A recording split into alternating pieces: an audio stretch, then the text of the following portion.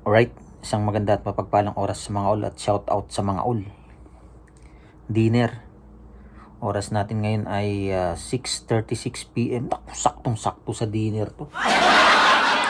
Para medyo makapagpatunaw pa bago matulog. So ito yung naudlot natin kahapon na niluto. Gawa nga ng meron kasi tayong biryani kahapon.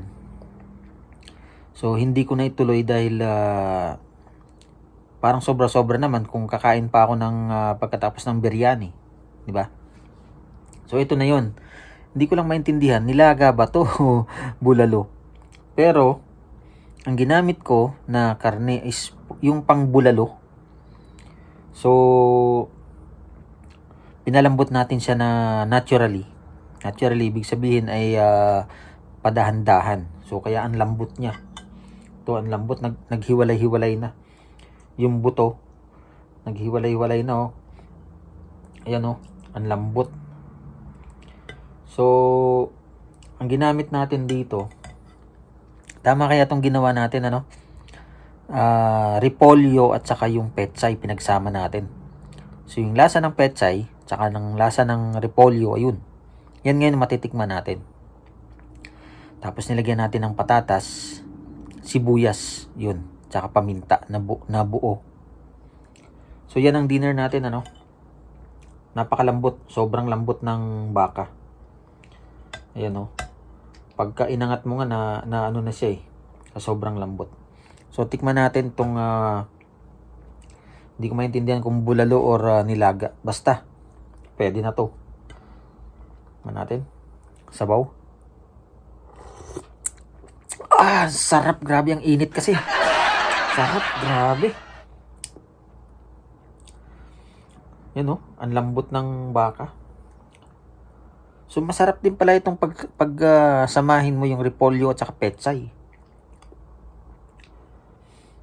Tapos ayan, oh, ang lambot ng baka niya, oh. Oh, yun, oh. Tikman natin yung baka. Ang lambot, oh.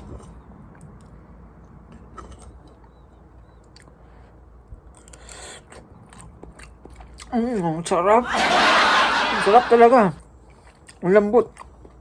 Hindi ka na mahirap pang ngumuya.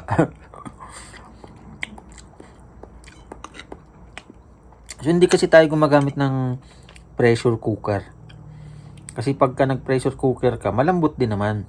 Kaso parang napepersa. So yun, pag nagmamadali ka siguro. Ako kasi pag niluluto ako ng baka, as in pinapakuluan ko siya sa mahinang apoy. Yun. So success, no? Pinagsama natin yung pechay at saka repolyo. Ayos din pa rin lasa nito. Ayun, shout out sa mga all, sa mga nagko-comment. Maraming salamat sa mga subscribers natin na patuloy na sumusuporta. At sa mga silent viewers. Mayroon ba tayong silent viewers? Maraming salamat. Sa mga hindi pa nakasubscribe, subscribe na. No? Pagpatuloy ko lang tong ating dinner. Gumagabi na, eh. So medyo baka maparami tayo ng konti rito para may time pa magpatunaw. Yan, pagpalain nawang bawat isa. God bless everyone.